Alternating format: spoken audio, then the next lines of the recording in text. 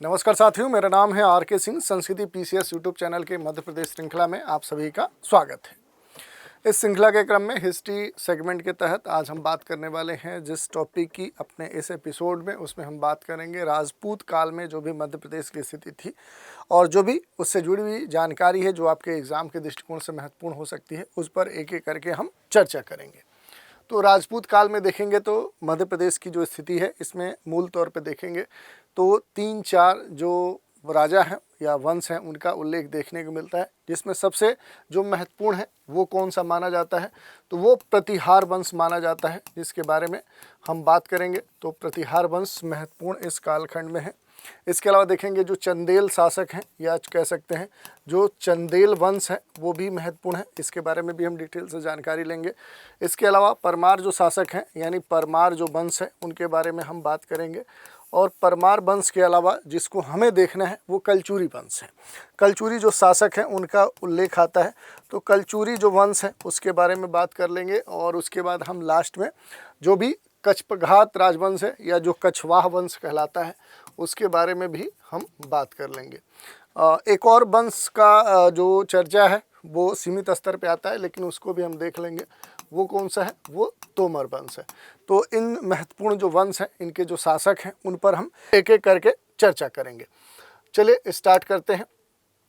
सबसे पहले हम बात करेंगे जिस वंश की, वो यहाँ पर प्रतिहार वंश है, जिसे परिहार राजवंश या परिहार राजवंश के नाम से भी जाना जाता है। ये जो वंश है इसके जो संस्थापक हैं, अगर संस्थापक की हम बात करेंगे तो इस वंश के जो संस्थापक हैं ये कई बार आपसे प्रश्न भी पूछा गया है। हरिश्चंद्र थे। कौन थे? हरिश्चंद्र थे। तो ये आपसे पूछा जा सकता है। और सबसे खास बात है कि जोधपुर के निकट ही इन्होंने अपने इस वंश की नींव डाली थी। तो ये भी कई बार पूछा जाता है कि जो हरिश्चंद्र हैं, ये हरिश्चंद्र क्या है कि कहाँ पर अपने इस वंश की नींव डाली थी। तो ये कहा जाता है कि जो जोधपुर है, जोधपुर के निकट ही इन्होंने क्या किया था, अपने इस वंश की जो नींव है वो यहाँ पर स्थापित की थी। और इसी वंश की एक शाखा ने मालवा के उज्जैन के निकट शासन भी किया, जिसकी बागडोर नागभट्ट जो प्रथम है उनके हाथों में थी। तो इस वंश के संदर्भ में देखें, जो कैपिटल है, जो राजधानी है, वो कहाँ पर है, तो इसकी जो राजधानी मानी गई वो कन्नौज थी। ये क्या थी? ये कई बार पूछा गया है कि राजधानी कैपिटल कहाँ पर थी, तो वो कन्नौज थी। प्रमुख जो शासक हैं उसमें नागभट्ट प्रमुख हैं, रामभद्र हैं, मिहिर भोज हैं, महिपाल हैं, या फिर वत्सराज हैं, नागभट्ट द्वितीय हैं, यशपाल हैं। तो वो इस वंश के कुछ महत्वपूर्ण शासक हैं जो आपसे पूछे जाते हैं। अब देखिए एक दो और बातें हैं जिन पर हम बात करेंगे। जैसे यहाँ पर बहुत तरह के जो उल्लेख हैं, जिसमें मिहिर भोज का जो उल्लेख है ये ग्वालियर जो सागर ताल अभिलेख है उसमें देखने को मिलता है। मिहिर भोज के समय अरब यात्री सुलेमान मध्य प्रदेश आया था और ये वैष्णव धर्म का अनुयायी था। तो इस तरह के जो फैक्ट्स हैं ये आपसे पूछ लिए जाते हैं। महेंद्र पाल कन्नौज के त्रिपक्षीय युद्ध में पालों के साथ देखें तो संघर्ष किया था और इनके दरबार में भी कान्य शास्त्र के जो पंडित राजशेखर हैं वो रहे थे। तो इस तरह के जो तथ्य हैं वो आपसे पूछे जाते हैं। कुछ अन्य बातों की चर्चा करेंगे। देखिए इस पूरे वंश के संदर्भ में जो भी मुरैना स्थित जो नरेश्वर मंदिर है उसका खास तौर पे उल्लेख देखने को मिलता है। तो उस मंदिर के बारे में भी आपको जानकारी थोड़ी बहुत होनी चाहिए। 10वीं शताब्दी के अंत तक प्रतिहार जो साम्राज्य है इसके छोटे छोटे टुकड़ों में एक तरह से विभाजित होने की बात इतिहास में देखने को मिलती है। 10वीं शताब्दी में देखेंगे जो भी प्रतिहार वंश है उसके सामंतों ने स्वतंत्र राज्यों की क्या कर ली थी, स्थापना कर ली थी। इस तरह बुंदेलखंड में आप देखेंगे कि महत्वपूर्ण तौर पे चंदेल, मालवा में परमार और त्रिपुरी में कलचुरी जो वंश राज्य हैं वो उस समय उनका अस्तित्व था। दूसरी बात देखिए, जो महत्वपूर्ण एक वंश है वो चंदेल वंश है, जिसकी राजधानी कहाँ पर है? खजुराहो। तो उस कालक्रम में इसकी स्थापना हुई थी, ननूक ने इसकी स्थापना की थी। ये कई बार पूछा गया है। तो जो ननूक है उन्होंने ही इसकी स्थापना की थी। और सबसे खास बात है, देखिए 2-3 चीज़ें यहाँ आपको सबसे खास तौर पे जानना है। एक तो स्थापना जो है वो किसके द्वारा की गई थी, तो ननूक के द्वारा इस वंश की स्थापना की गई थी। चंद्रोदय जो ऋषि हैं उनके ये वंशज कहलाते हैं। ननूक का जो उत्तराधिकारी हुआ, अगर उत्तराधिकारी की बात करेंगे तो इसका जो उत्तराधिकारी हुआ उसे वाकपति कहते हैं। वो वाक्पति जो था वो इनका महत्वपूर्ण तौर पे देखें तो उत्तराधिकारी के तौर पे नामित हुआ। विजय शक्ति ने प्रतिहार मिहिर भोज के साथ राष्ट्रकूट जो कृष्ण द्वितीय है उनके विरुद्ध अभियान भी किया था। तो इस तरह से आप देख सकते हैं चंदेल डायनेस्टी के बारे में भी डिटेल में आप जानकारी ले सकते हैं।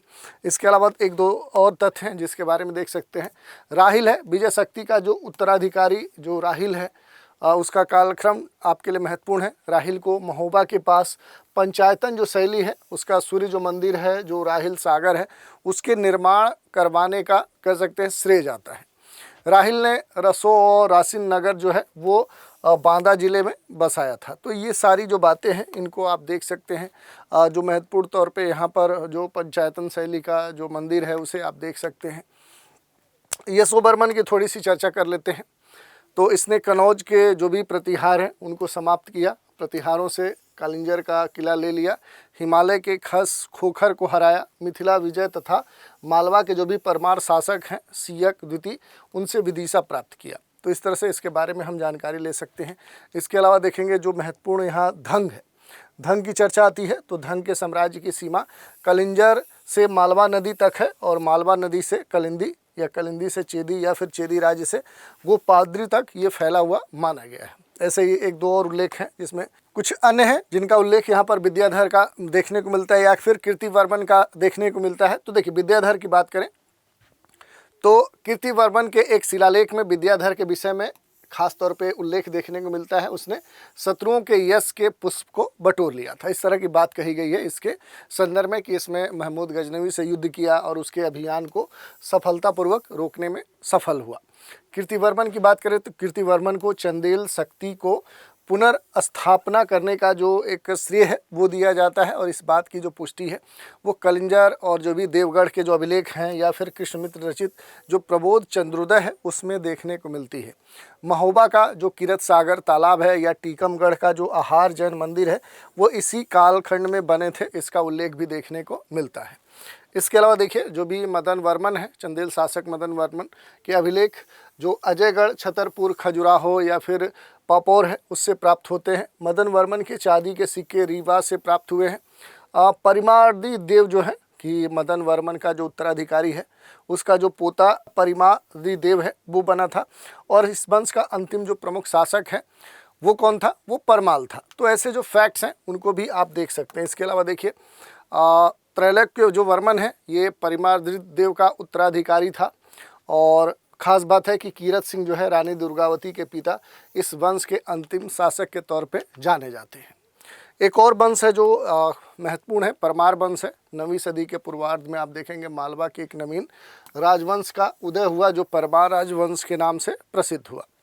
जो परमार वंश है इसके आंशिक शासक उपेंद्र वैरी सिंह सियक प्रथम, वाकपति प्रथम, वैरी सिंह द्वितीय या वज्र जो स्वामी है ये सारे थे। इन्होंने अपना जो जीवन है ये राष्ट्रकूट अथवा गुर्जर जो प्रतिहार है उसके सामंत के रूप में आरंभ किया। उपेंद्र राज परमार वंश का संस्थापक था और इसके अलावा जो सियक द्वितीय है उसके बारे में भी कुछ महत्वपूर्ण जो तथ्य है वो आपको जानने चाहिए।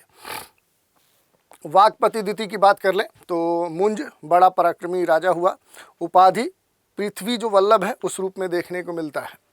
तो ये महत्वपूर्ण है। इसके अलावा देखेंगे जो भी सिंधुराज है, मंजू का जो उत्तराधिकारी है वो सिंधुराज था। ये कई बार उल्लेख आपसे पूछता है और इसने दक्षिण में जो भी कौशल है उस पर आक्रमण किया, हूणों को हराया, जो कई बार आपसे पूछा गया। राजा भोज काफ़ी पॉपुलर हैं, सिंधुराज के उत्तराधिकारी पुत्र भोज को देखें तो मध्य युग के सुप्रसिद्ध जो शासक है उसमें एक महत्वपूर्ण जो स्थान है वो प्राप्त है। भोज के कल्याणी और चालुक्यों आदि जो नगर हैं उनके संस्था के नाम से या उनके संस्थापक के रूप में जाना जाता है। जो महत्वपूर्ण इनसे जुड़े हुए तथ्य हैं उनको भी आप देख सकते हैं। जैसे जो भी सिल्हार वंशी जो केसी देव हैं उनसे कोकर्ण के प्रदेश इन्होंने जीते थे। इसके अलावा देखें तो उदयपुर जो प्रशस्ति है उसके अनुसार जो पृथ्वी की तुलना है वो करने वाले उस भोज ने कैलाश पर्वत से क्या की थी, लेकर मलयगिरी तक या फिर उदयाचल से लेकर अस्ताचल तक जो समस्त पृथ्वी है उसके भोग करने का उल्लेख देखने को मिलता है। इसके अलावा देखिए इनसे जुड़ी बहुत सारी बातें हैं। भोजपुर थोड़ा मंदिर आपके लिए महत्वपूर्ण हो जाता है, तो इसे पूर्व का सोमनाथ कहा जाता है। कई बार ये प्रश्न आपसे पूछा गया है। और राजा भोज ने प्रारंभिक जो मध्यकाल है उसमें भोजपुर की जो स्थापना है वो भी की थी।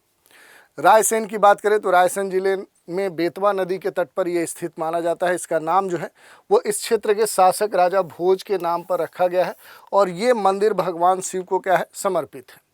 तो इस तरह की जो बातें हैं वो यहाँ पर देखने को मिलती हैं। भोजशाला का उल्लेख मिलता है। जो राजा भोज हैं उन्हीं राजा भोज ने धार में एक जो महाविद्यालय है उसकी स्थापना की, जिसे बाद में भोजशाला के रूप में जाना जाता है। और ये भोजशाला या फिर सरस्वती मंदिर भी कहें, जिसे बाद में देखें तो यहाँ के जो मुस्लिम शासक हैं उन्होंने तोड़कर मस्जिद में क्या किया, कन्वर्ट किया। इसके जो अवशेष है अभी भी प्रसिद्ध कमाल मौलाना मस्जिद में देखे जा सकते हैं। उदयपुर प्रशस्ति की बात करें तो स्थान जो गज बसौदा विदिशा है, यहाँ स्थित जो भी नीलकंठेश्वर मंदिर है उसमें परमार शासकों की जो वंशावली है, जो कार्य है उसकी जानकारी मिलती है। तो ये वंश था। कलचुरी वंश भी महत्वपूर्ण है। ये महिष्मती शाखा से जुड़ता है। महिष्मती जो महेश्वर है वो इसकी राजधानी थी। शासन जो क्षेत्र था वो खरगोन और बड़वानी था। तो ये आपको देख लेना है, जो भी महत्वपूर्ण शासक हैं उनके बारे में जानकारी होनी चाहिए। विशेष बात है कि कलचुरी वंश की सबसे प्राचीन शाखा थी ये। वास्तविक जो संस्थापक हैं वो किसे माना गया, तो कृष्णराज को ही माना गया था। कुछ महत्वपूर्ण जो कलचुरी की त्रिपुरी जो शाखा है, इसकी राजधानी त्रिपुरी थी। शासन जो क्षेत्र था वो कटनी, जबलपुर, महाकौशल क्षेत्र था।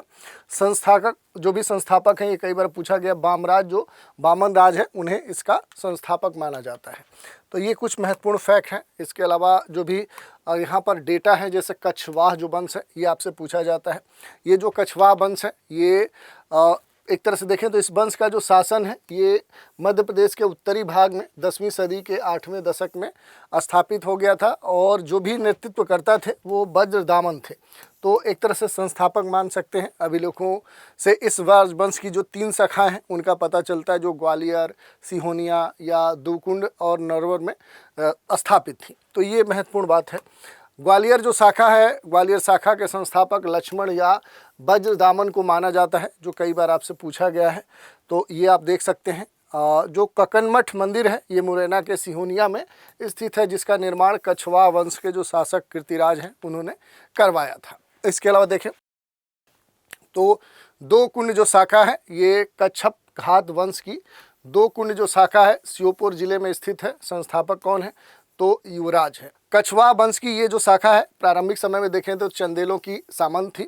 और दो कुंड शाखा के अन्य जो प्रमुख शासक हैं, जिसमें अर्जुन, अभिमन्यु, विजयपाल, विक्रम सिंह इसमें शामिल हैं। देव जो भी दो कुंड है उसके प्रथम शासक किसे माना जाता है, तो युवराज को कच्छपघात कुलभूषण कहा जाता है। तो इस तरह के जो फैक्ट हैं उनको आप देख सकते हैं। इसके अलावा एक और शाखा है, नरवर शाखा है। ये कच्छपघात वंश की नरवर शाखा का जो संस्थापक है वो सुमित्र था।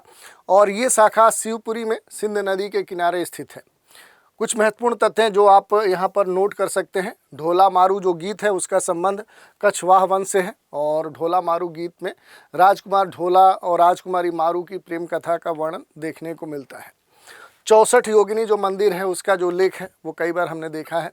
मुरैना का जो 64 योगिनी जो मंदिर है ये मितावली नाम की जगह पर स्थित है और प्राचीन मंदिर के तौर पे जाना जाता है। और कछवाह के शासनकाल में निर्मित एक वृत्ताकार मंदिर है, आप देख सकते हैं। इसका जो आकार है वो पूरी तरह से एक सर्कुलर फेज में है। इसका जो डिज़ाइन है ये भारतीय संसद के लिए क्या बना है, प्रेरणा स्रोत बना है। तो इसी के फॉर्मेट पर क्या किया गया है, जो संसद है उसका निर्माण किया गया है। तोमर राजवंश है उसकी बात कर ले तो उत्तरी भारत के प्रारंभिक मध्य युग के जो लघु शासक वंश है उनमें से ये एक है। जो भी चारण परंपरा है उसके अनुसार ये जो वंश है ये 36 राजपूत वर्गों में से एक था। तोमर वंश की एक जो शाखा है उसने दिल्ली की स्थापना की थी, जिसमें महत्वपूर्ण तौर पे जो उल्लेख देखने को मिलता है वो वीर सिंह देव का देखने को मिलता है। और जो भी उद्धरण देव हैं उनका उल्लेख यहाँ पर देखने को मिलता है।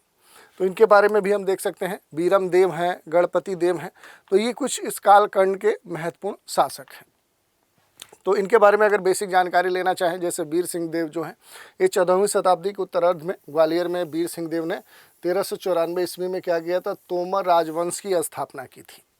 और वीर सिंह देव साहित्य और कला के प्रेमी थे। इन्होंने वीर सिंहावलोक और दुर्गा भक्ति जैसे तरंगिणी नाम के जो ग्रंथ हैं वो भी लिखे थे।